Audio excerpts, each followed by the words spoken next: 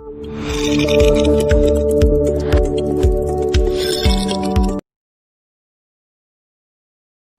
Friends, I am Akash. I welcome you on our YouTube channel success दिल से। आज हम 9th क्लास के साइंस के फर्स्ट चैप्टर को कंप्लीट करेंगे। अगर आप लोगों ने पार्ट 1 और पार्ट 2 नहीं देखा है तो आप लिंक डिस्क्रिप्शन में आप जाके वहां से देख सकते हो। ठीक है, तो जैसे कि पार्ट 2 में मैंने आप लोगों को क्या बताया था, पदार्थ की अवस्थाएं। पदार्थ की अवस्थाएं 3 प्रकार की हमने डीपली डिस्कस किया था। ठीक है, तो आज और उस टाइम मैंने एक और चीज कही थी कि क्या पदार्थ अपनी अवस्था चेंज कर सकता है। ये चीज आप हम इस वीडियो में देखेंगे। तो जैसे कि टॉपिक भी 1.4 आप एनसीईआरटी को फॉलो कर सकते हो। तो क्या है, क्या कहते हैं, क्या पदार्थ अपनी अवस्था बदल सकता है? क्या पदार्थ अपनी अवस्था बदल सकता है? बिल्कुल बदल सकता है।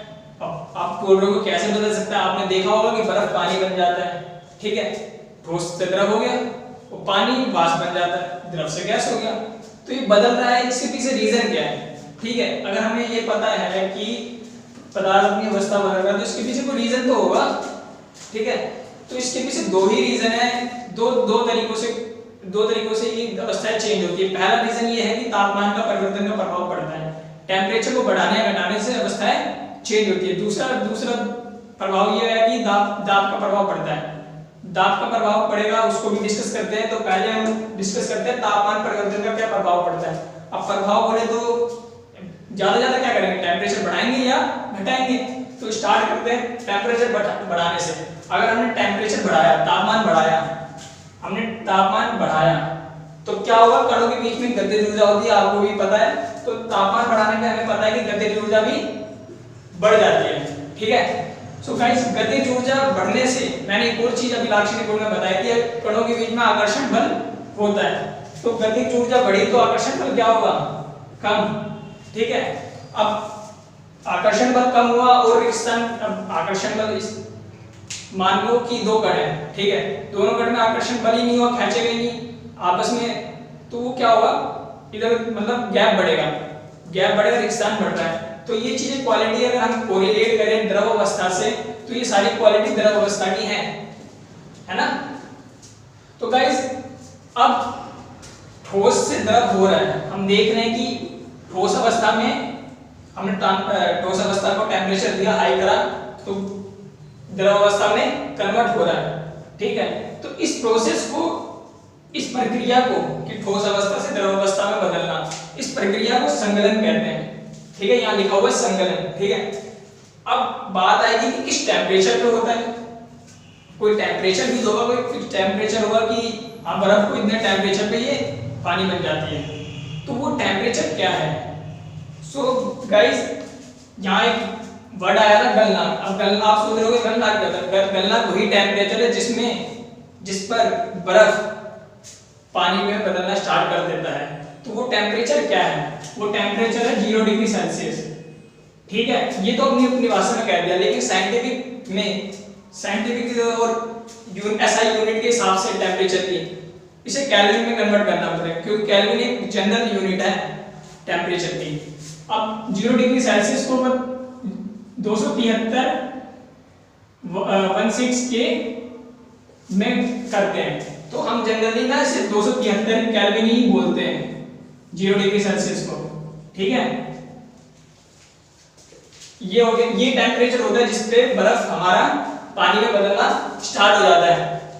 ठीक है, हमने गलनांक की बात कर ली, टेम्परेचर पता चल गया कि हाँ 0 कन्वर्ट हो गया।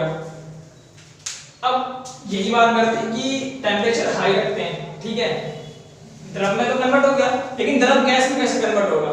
उसी हिसाब से सेम टू सेम प्रोसेस में हम सिंपल चलते हैं। अगर हम द्रव अवस्था को लेते हैं, द्रव अवस्था को लिया हमने, तो क्या हुआ, अगर उसकी जो ये ऑलरेडी द्रव अवस्था की क्वालिटी है, ठीक है, कि आकर्षण बल कम होता है, गतिज ऊर्जा ज्यादा होती है, तो ये ऑलरेडी इसकी क्वालिटी है। सोचो अब टेम्परेचर दोबारा हाई कर रहे हैं हमने पानी लिया, पानी में और टेम्परेचर हाई करा, तो हाई करने से क्या हुआ, गतिज ऊर्जा फिर बढ़ेगी और आकर्षण बल क्या होगा, और कम होगा। तो कम होने से क्या होगा, और रिक्सान ज्यादा होंगे, तो ये किसका रूप ले लेगा, गैसीय अवस्था का। तो यहाँ पे हम क्या देख रहे हैं कि द्रव अवस्था भी क्या हो रहा है, गैसीय अवस्था में कन्वर्ट हो रही है। फॉर एग्जाम्पल आपने देखा होगा जब हम पानी को उबालने लगते हैं तो वो वाष्प बन जाता है, ठीक है। तो इस प्रक्रिया को क्या कहते हैं? जैसे ठोस से द्रव हुआ तो क्या कहते हैं, हमने संघनन बोल दिया, संघनन होता है। तो इस प्रक्रिया को क्या कहेंगे कि द्रव से गैस में कन्वर्ट होना, इस प्रक्रिया को कहते हैं वाष्पीकरण, ठीक है। गाइस आगे भी वाष्पीकरण के बारे में पढ़ेंगे, लेकिन अब इसका भी कोई टेम्परेचर होएगा, इसका भी तो कोई टेम्परेचर होएगा कि किस अवस्था पे किस टेम्परेचर पे पानी वाष्प बन रहा है। सो इसका भी वो एक और यहाँ पे हमारा पॉइंट लिखा हुआ क्वथनांक। गलनांक मैंने बताया कि जिस टेम्परेचर पे बर्फ पानी में होता है, तो क्वथनांक भी वैसे ही एक टेम्परेचर है जिस पे द्रव गैस में परिवर्तित होता है। तो वो टेम्परेचर क्या है?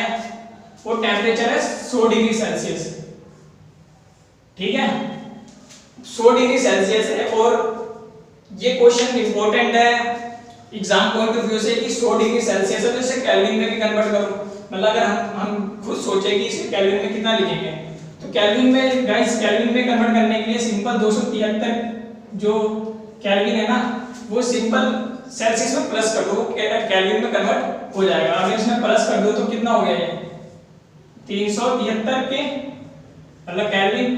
तो ये टेम्परेचर केल्विन में और ये सेल्सियस में, ये क्वथनांक है किसका? द्रव का। द्रव से गैस में मतलब एक पानी वाष्प कब बनता है, ठीक है।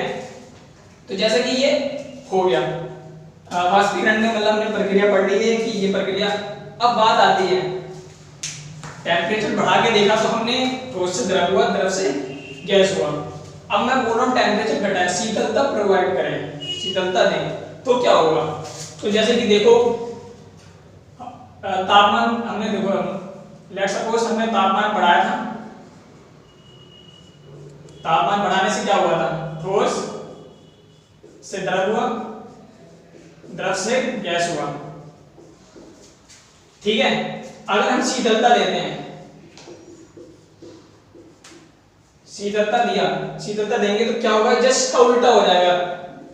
आप भी समझ ही सकते हो कि गैस से फिर द्रव हो जाएगा और द्रव से क्या हो जाएगा? ठोस। फॉर एग्जाम्पल आप पानी को फ्रीज में रखते हो, पानी को फ्रीज में रखते हो, क्या दिया? तो शीतलता ही तो दिया, टेम्परेचर गिराया घटाया तो क्या होता है? पानी जम जाता है, बर्फ बन जाती है। सेम प्रोसीजर है, ठीक है। अब बात आती है कि ये एक आप देख रहे होगे ना कि एक सीक्वेंस है कि ठोस द्रव होगा और द्रव से गैस होगा, लेकिन कभी हम ये भी तो सोच सकते हैं कि यार ठोस से डायरेक्ट गैस तो हो सकता है, ऐसा भी तो हो सकता है। क्यों? हम एग्जांपल भी दे सकता हूं मैं, जैसे कि कपूर में डायरेक्ट हम आग देते हैं, टेम्परेचर देते हैं, वो डायरेक्ट हवा में उड़ जाता है। मानते हो फेनाइल होती है जो कपड़ों में रखते हैं, वो टॉयलेट वगैरह में यूज करते हैं, वो क्या होता है? वो द्रव अवस्था में आए बिना गैसीय अवस्था में चली जाती है। ठोस थी, कपूर भी ठोस होता है, द्रव अवस्था में आए बिना क्या होता है? गैस बन जाता है। तो इस प्रक्रिया को क्या कहते हैं? ठीक है, इस प्रक्रिया को कहते हैं ऊर्ध्वपातन। ऊर्ध्वपातन वही प्रक्रिया है जिसमें ठोस किसमें कन्वर्ट होता है? गैस अवस्था में, विदाउट द्रव अवस्था बने, ठीक है।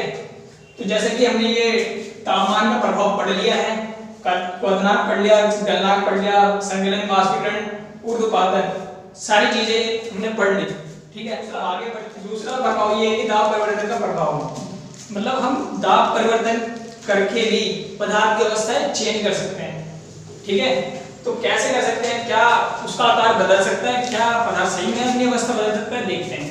अगर लेट सपोज हमने दाब परिवर्तन की बात कर रहे हैं तो एक बीकर मतलब एक ये लिया, फॉर एग्जांपल यहाँ पे कितने कण है, ठीक है, इसको हमने संपीड़ित किया, कंप्रेस किया, दाब दिया, कण क्या हो गए? समीप हो गए, मतलब पास हो गए कण, और इसका आकार भी क्या हुआ?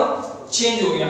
तो ये चीज क्या निर्धारित करती है? ये चीज ये निर्धारित करती है कि दाब परिवर्तन करने से आकार भी चेंज हो जाएगा और उन कणों के बीच की दूरी भी चेंज हो सकती है। तो इससे क्या होता है कि दाब परिवर्तन हमारी पदार्थ की अवस्थाएं भी बदल। इसके बात करते हैं वाष्पीकरण, जो बहुत ज्यादा इंपॉर्टेंट है ये टॉपिक, इस चैप्टर का वाष्पीकरण। जैसे कि मैं आप लोगों को पहले ही बता चुका हूं वाष्पीकरण क्या है। द्रव से गैस में परिवर्तन होने की प्रक्रिया ही क्या कहलाती है? वाष्पीकरण। वाष्पीकरण अब हमने पढ़ तो लिया, वाष्पीकरण ये होता है। फिर हमने एक और चीज पढ़ी थी, क्वथनांक। क्वथनांक क्या था कि 100 डिग्री सेल्सियस पे मतलब क्या होता था कि द्रव हमारा गैस में परिवर्तन हो रहा है। तो क्या ऐसा हो सकता है कि विदाउट क्वथनांक पे पहुंचे, मतलब बिना क्वथनांक पे पहुंचे वाष्पीकरण की प्रक्रिया संभव है? हाँ बिल्कुल संभव है। फॉर लेट्स एग्जांपल लेते हैं। आप कभी ऐसा करना कि आपने देखा भी होगा, करा भी होगा, आप एक गिलास में पानी लो, ठीक है, और आप जाके एक बंद कमरे में जाके रख दो उसमें, कम से कम 4-5 दिन बाद देखोगे उसमें पानी नहीं मिलेगा, ठीक है, या पानी कम हो जाएगा, यही होगा। तो उस पानी का क्या हुआ, कहाँ गया पानी? वो पानी वाष्पीकृत हुआ, ठीक है, वो हम जानते हैं, लेकिन ये संभव कैसे है? तो एक और एग्जांपल लेते हैं। हम कपड़े खराब, मतलब कपड़े धोते हैं, कपड़े सूखने के लिए डालते हैं, सूख जाते हैं, क्या 100 डिग्री टेम्परेचर था, मतलब वातावरण का 100 डिग्री टेम्परेचर तो था नहीं कि वाष्पीकृत हो गया पानी उसमें का, तो ऐसा क्यों हो रहा है? तो ये संभव कैसे है? ये इसकी वजह से संभव होता है कि वाष्पीकरण को प्रभावित करने वाले कारक। तो ये कारक कौन कौन से हैं आइए पढ़ते हैं सतह क्षेत्र पढ़ने पर। अब आपने देखा होगा जब हम कपड़े सुखाते हैं तो हम उन्हें फैला के डालते हैं, ऐसा क्यों करते हैं? क्योंकि जब सतह क्षेत्र बढ़ जाता है, तो क्या होता है कि क्या कहते हैं, वाष्पीकरण की प्रक्रिया बढ़ जाती है। अब वो क्यों बढ़ती है? अब जैसे कि मैंने आप लोगों को पहले ही बताया कि बिना क्वथनांक पे पहुंचे हुए भी वाष्पीकरण हो रहा है। तो वो क्यों हो रहा है? क्योंकि निश्चित टेम्परेचर पे, एक समान टेम्परेचर पे वो पदार्थ के कणों के बीच जो गतिज ऊर्जा होती है वो मतलब ऊर्जा इतनी कैपेबल हो जाती है कि वो अपने आकर्षण बल से मुक्त हो जाए, ठीक है, एक निश्चित टेम्परेचर पे। हम बात कर रहे थे सतह क्षेत्र का बढ़ने पर, जैसे कि एग्जांपल दिया मैंने कपड़े सुखाने वाला, आप वहां से कोरिलेट कर सकते हो। दूसरी की बात करते हैं तापमान में वृद्धि। अब हम जानते हैं कि जब हम धूप हो रही होती है, जब गर्मी ज्यादा होती है तो कपड़े जल्दी सूखते हैं, ठीक है, तो ये क्यों होता है? ये जस्ट तापमान में वृद्धि की, तापमान में वृद्धि होगी तो क्या होगा, गतिज ऊर्जा बहुत बढ़ जाएगी और आकर्षण बल क्या होगा कणों के बीच बहुत कम हो जाएगा, जिससे क्या होगा, कपड़े जल्दी सूख जाते हैं। आर्द्रता में कमी, अब आर्द्रता क्या होती है? आर्द्रता से आप ये समझ सकते हो नमी, सोचो कि नमी में कमी है, मतलब सिर्फ ठंडक ही नहीं है मौसम में, गर्म मौसम है तो कपड़े जल्दी सूखते हैं, आपको भी पता है।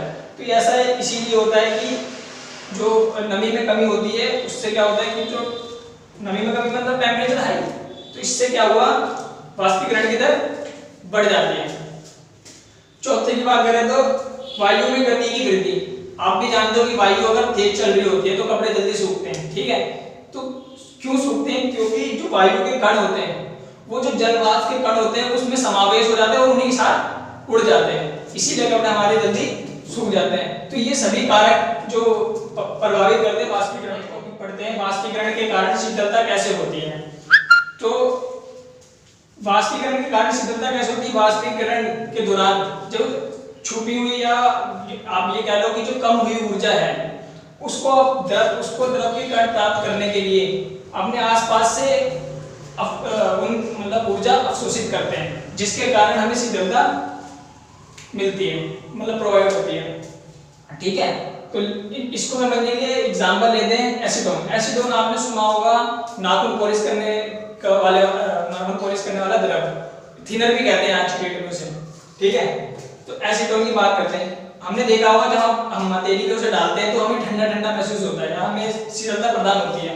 तो ऐसा क्यों होता है? जो एसीटोन होता है वो आप वायु में वाष्पीकृत हो जाता है, बहुत जल्दी वाष्पीकृत हो जाता है। जब हम उसे हथेली पे डालते हैं तो वो हमारे हाथों की जो ऊर्जा है उसे अवशोषित करता है और वाष्पीकृत हो जाता है। इसके कारण हमें शीतलता प्रदान होती है, हमें हाथों में ठंडा ठंडा महसूस होता है। दूसरा एग्जांपल लेते हैं, गर्मियों में हमें सूती कपड़े क्यों पहनने चाहिए? अब सूती कपड़े की बात पहले ही कर लेते हैं। सूती कपड़े क्या होता है, जल का अवशोषण ज्यादा करता है एज कंपेयर टू बाकी कपड़े, ठीक है। अब गर्मियों में हमें सूती कपड़े क्यों पहनने चाहिए? ठीक है, हमें पता है कि गर्मियों में हमें पसीना ज्यादा आता है, कुछ भी काम करते हैं पसीना ज्यादा आता है। पसीना ज्यादा आ रहा है तो वो जो द्रव है उसमें जो कम हुई ऊर्जा, वो ऊर्जा कहाँ से लेगा? हमारे शरीर से। तो वो जो हमारे शरीर से ऊष्मा अवशोषित करता है उसके कारण हमें शरीर में ठंडक महसूस होती है या शीतलता मिलती है हमें। तो ठीक है, हमें गर्मी में सूती कपड़े इसलिए पहनने चाहिए। और सूती कपड़ा मैंने बता ही दिया आप लोगों को, जल ज्यादा अवशोषण करता है, ठीक है। इतने एग्जाम्पल ठीक हो गए क्या? फिर एक नेक्स्ट एग्जाम्पल की